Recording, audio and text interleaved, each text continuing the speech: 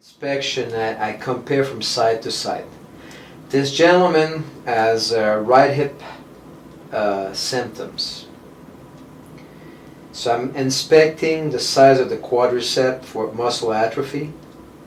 I'm also looking at his resting attitude, so it's relaxed. So one thing I like to do after my inspection is I want to look at our leg length inequality, if it's present, or pelvic oblique. So I compare from side to side the ASIS to the tip of the medial malleolus, and we compare from side to side. That's one thing I like to do, to make sure that there's no discrepancy and to make sure there's no pelvic oblique. Palpation. So I like to palpate the anterior cerebellar spine.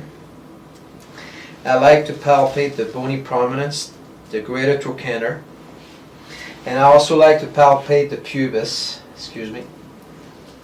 Then I'll start the motion analysis. So we'll do a straight hip flexion, and I'm looking for obligatory external rotation. This gentleman, I'm looking at the patella in line with the shoulder, and I can sense he has some resistance here. Now I'm going to turn in. There's a little tightness. And we also measure the range of motion, and I can tell he's apprehensive there. After having done that, I'll look if the hip is captured, and I'll do the favor distance test. I use my fist, but you can use a ruler to look at the measurement from the lateral line to the table. This gentleman has asymmetry, as you can see. I have about a fist and a half here. On the other side I had 4 fists. After having done that, I'll do the log roll test. I will capture the knee, taking into account the femoral torsion, and look for resistance to external rotation. This gentleman has no strong resistance to external rotation past 45 degrees, telling me that possibly he has a stretched iliofemoral ligament. We'll compare it from side to side. And then what I'll do is I'll relax, please, sir. Yeah, so he has more external rotation on the right than the left. Now we're going to have him do a sit-up. Please do a sit-up, sir. Okay, any pain? Okay, go back down.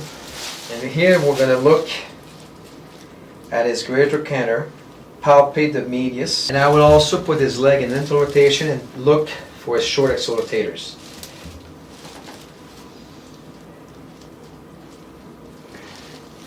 I would also hold him, and I put your knee straight, sir. Hold it up like this. Hold your leg up, and I'm going to resist me, please. Strong abductor. I will compare that side to side. I will look at his hamstrings.